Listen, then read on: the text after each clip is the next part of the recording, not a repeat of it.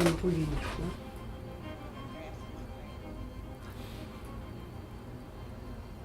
Donc je suis rentrée aux Beaux-Arts. J'étais heureuse. Mal habillée, je fréquentais pas les camarades de la promo parce qu'ils vivaient normalement et moi pas. En plus j'étais habillée vraiment. Je n'avais aucune culture, j'étais nulle. Il y en avait d'autres évidemment, ça m'a rassurée. Mais j'étais heureuse. Ce que j'adorais, c'était universel. Il y avait tous les coins du monde rassemblés, toutes les nationalités. Tous ces gens, moi je sortais de ma petite province et à tous ces gens, mais c'était magique. Et à l'atelier de peinture, il me semble que j'étais venue un peu en retard parce qu'il n'y avait plus de place dans les ateliers de peinture, sauf un qui ne me plaisait pas du tout. Je monte un escalier, je rencontre un étudiant, un Libanais, il était à l'atelier. Alors je lui demande, je voudrais visiter l'atelier de gravure. Il dit, j'y vais. Alors je regarde et je dis, pour s'inscrire. Il me dit, oh, tu peux venir, Camille, le prof de Burin, lui c'était le Burin, il vient 2 fois par semaine, je te présenterai. C'était à Lim, le Libanais. J'avais rien à montrer en gravure. J'en avais fait quelques-unes à Saint-Dié, mais je les avais même pas sur moi. Je montrais à Camille des peintures et il m'a pris. Voilà, j'ai été inscrite à l'atelier gravure en Burin. J'y suis restée jusqu'à mon départ en Afrique, qui était 67, 6 ans. Mais j'y allais parce qu'il y avait le matos, les presses. J'avais pas d'atelier, évidemment, comme tous les étudiants. J'y allais pour travailler. Il y avait un local, il y avait tout ce qu'il fallait. Et en 64, j'étais candidate pour le prix de Rome. C'était trop bien. C'était une pièce à peu près grande comme ça, chacun isolé dans son petit atelier. Et alors, ça s'est passé d'abord 3 jours, 2 ou 3 jours, enfermé, tu n'avais pas le droit de sortir, il fallait amener son plumard, on allait nous chercher les repas chez un traiteur du quartier, on nous l'apportait, on n'avait pas le droit de sortir, tout ça pour faire l'esquisse. Après, évidemment, quand l'esquisse était faite, tu pouvais sortir. Et pendant ces 2 ou 3 jours, on allait dans les jardins des Beaux-Arts qui à l'époque étaient privés. On était comme des rois. Et on apportait de la musique, chacun faisait son truc, c'était super. Et là, pendant un mois de loge, je n'ai eu que le premier second et pas le grand. Il faut dire qu'à l'époque, c'était quand même sexiste. D'abord, j'étais la seule fille parmi les 8 logistes et tous ceux qui avaient le prix de Rome, c'était des mecs, jamais des femmes. Quand j'ai fait le concours du Mans en tant que poste de gravure, quelques années après, en 67, j'étais première, je l'avais, et le directeur des Beaux-Arts voulait un mec. Donc, je ne l'ai pas eu. Très sexiste, hein. C'est avant 68, hein, il faut le retenir. C'est avant.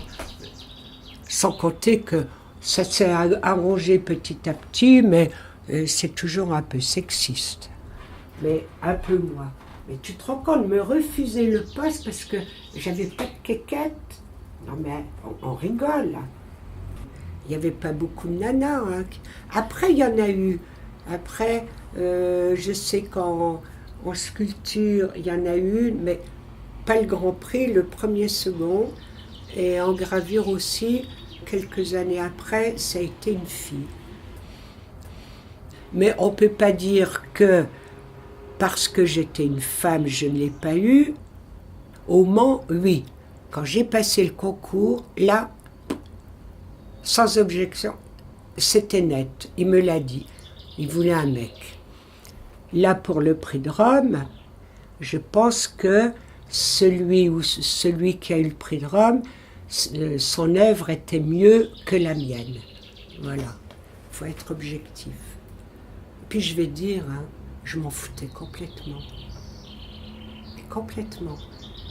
Complètement. Je ne l'ai pas eu, j'ai pas pleuré. Non. Même les Beaux-Arts du Mans, il y avait le côté injuste qui m'a chiffonné. Mais autrement, je m'en foutais complètement. Complètement. Et c'est vrai, hein, ce que je dis est vrai. Ah, ma toute première que j'ai faite à l'atelier, c'est celle-là. Ça, c'est une pointe sèche. Paradis perdu.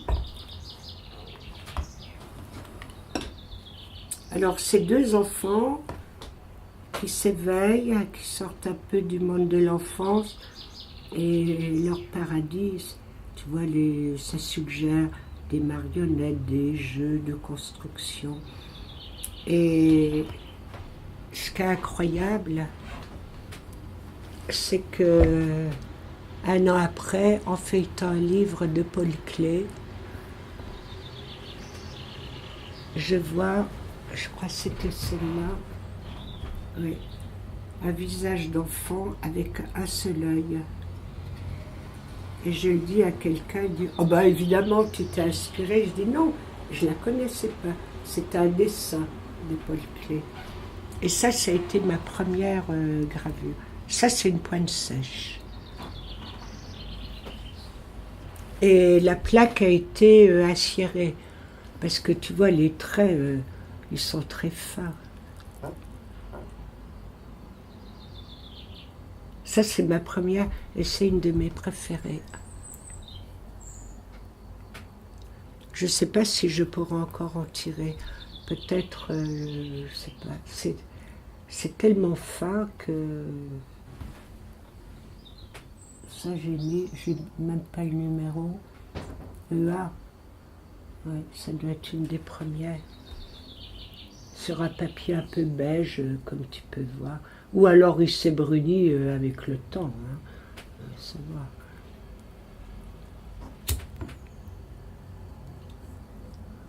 À l'école des Beaux-Arts, il y avait 2 grandes salles qui donnaient sur les quais de la Seine. Un atelier burin, un atelier eau-forte. Les deux séparés par un mur, mais tu allais de l'un à l'autre. Alors, le prof en burin, c'était Monsieur Camille, et en eau-forte, c'était Monsieur Bercier. Évidemment, j'étais chez Monsieur Camille, qui m'avait reçu avec beaucoup de bienveillance, d'amabilité. Donc, je suis restée chez lui. Je n'avais jamais fait de burin et je découvrais cette technique que j'aimais bien parce qu'il y a un côté artisanal, un peu, même, je dirais, laborieux, qui me convenait. Parce que c'est long, pendant que tu tires les traits, tu médites, tu penses à un tas de choses. L'eau forte, c'est très bien. Il y a beaucoup de cuisine, c'est très bien. Mais j'ai jamais été bonne en cuisine, à tout point de vue. Et le burin, ça me convenait. C'est direct sur la plaque. La taille est directe. Et puis le burin, là, qui enlève le copeau, tu vois le copeau qui... Il y a une jouissance physique, visuelle, quand tu vois ce trait. En plus, je ne savais pas graver. Hein. Camille me disait, comment vous faites? Vous gravez comme un sabot et le résultat est magnifique. J'étais mauvaise, très mauvaise, techniquement. Alors qu'il y avait un gars qui est venu après, et lui, il gravait, mais c'était fabuleux, à la Dürer. Moi, je ne savais faire que les traits droits. Tu vois, je m'emmerdais pas. j'essayais de varier quand même la direction des traits. Et puis tu varies tes traits avec des burins plus ouverts, plus fermés, losanges, carrés. C'est à la force du poignet. Hein. C'est pour ça il y a beaucoup de graveurs qui préfèrent l'eau forte. Parce qu'il y a un côté peut-être plus attrayant dans l'eau forte, où tu peux manipuler beaucoup de matières, les vernis, la résine, les grattages. J'en ai fait un peu de l'eau forte, un peu de litho, mais j'étais habituée à ça, et ça, c'est Saturne. Le burin, je ne dirais pas que c'est plus noble, mais le trait d'une pureté absolue. C'est ça qui est beau. Sauf quand tu dérapes, ce que je faisais tout le temps. Après, tu enlèves. Alors, pour enlever le trait où tu as dérapé, tu passes un après-midi à... C'est un truc de dingue. Il y avait ce côté un peu ouvrier. Voilà, un peu ouvrier qui me plaisait bien.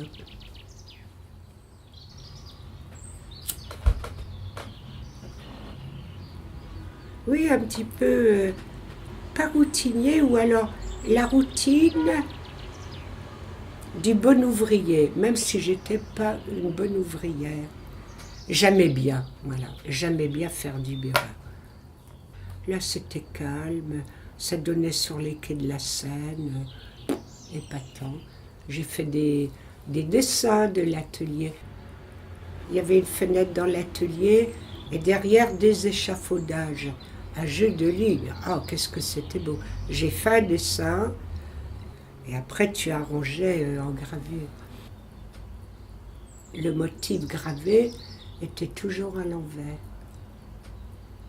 Alors évidemment, chaque tirage, c'est évolutif. Tu as besoin d'un tirage pour continuer la suite du travail, jusqu'au moment où tu te dis, ça y est, je m'arrête là. Alors des épreuves d'état, comme on dit, il y en a eu peut-être 4 ou 5. Autrement, tu peux pas avancer. Le trait sur la plaque, tu vois rien. Tu vois, je travaille par des grands plans. Tu vois, c'est simplifié. Il n'y a pas de détails. Ce que je voulais, c'était une ambiance. Peu importe si c'est mal gravé, de toute façon, c'est bien gravé hein, entre nous. Mais toujours en ligne droite. Je ne savais pas faire les courbes. Disons que ça m'emmerdait un peu de les faire. Après les Beaux-Arts, je suis allée en Afrique. Quand je suis revenue à Paris, j'étais plus à l'atelier, j'avais pas de matos. Après, j'ai eu mon bébé. Quand j'ai eu Gabriel, mon travail, ça a été la broderie.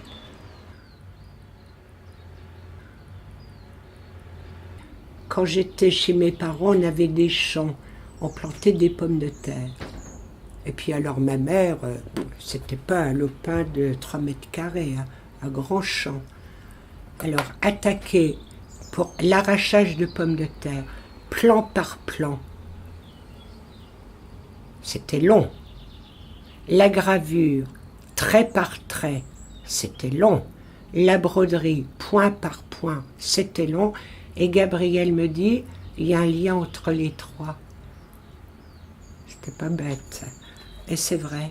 Tu vois, ce côté lent, un peu, je dirais pas laborieux parce que ça donne une connotation un peu péjorative. Mais c'est lent. Alors que, habituellement, de par ma nature, je ne suis pas lente. C'est ça le paradoxe. Dès que je commence un truc, quotidien, il faut que ça se fasse tout de suite, et vite fait. Alors que là, c'est tout le contraire. Le principal, c'est de s'exprimer. On s'exprime. Et tout moyen artistique, peu importe le médium, tu t'exprimes, un point, c'est tout. Il n'y a pas de trucs mineurs, majeurs, anciens, modernes. Et en gravure, on peut même faire des choses très modernes. Comment il s'appelle Soulage, noir et blanc, qui a fait des gravures extra, mais des plaques de gravure 2 mètres de haut, avec des tailles, disons, il faut de la force dans le poignet, au burin, hein, burin. Des tailles de 5 millimètres, profond. Et c'est très moderne, très très moderne. J'aime beaucoup Soulage.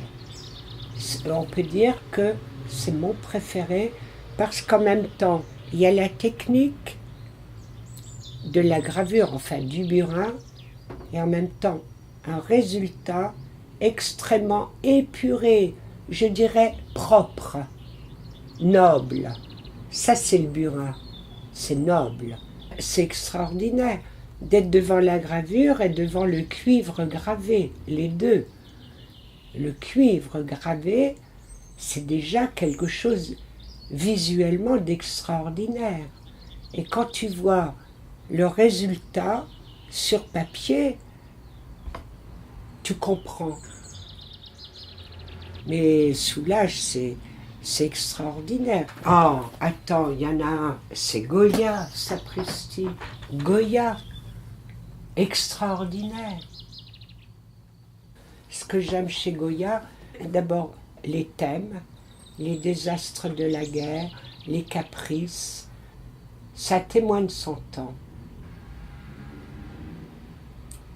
Et du point de vue technique, comme il a maîtrisé l'aquatate, il n'a pas fait que ça, c'est des eaux fortes, mais il utilise beaucoup l'aquatate. Bon, ça a été mon grand dada. Quand j'étais à Nancy, je suis venue en stop pour voir l'exposition de Goya, les désastres de la guerre. Vraiment fabuleux, tel frisson, à tout point de vue, du point de vue de la thématique et du point de vue de la technique. Génial. Tu regardes comment c'est fait et tu en tires des leçons de savoir-faire. Même si après tu ne sais pas faire, tu l'as quand même, tu en es imprégné.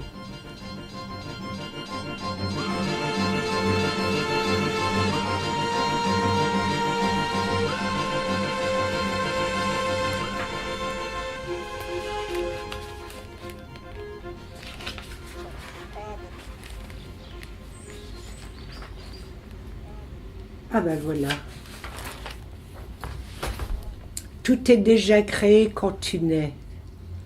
Ton œuvre d'homme, mots, sons ou formes, ne sont pas le fait initial de ta plume, de ton archet, de ton burin. Quand l'outil fouille, révèle, dévoile, ce qui est déposé en toi, c'est le souffle du Dieu qui fait vibrer son chant. Un souffle jaillit du souffle, voilà ton œuvre d'homme. Tu comprends? C'est pas toi, c'est le souffle du Dieu, c'est quelque chose qui te dépasse, qui fait vibrer ton chant.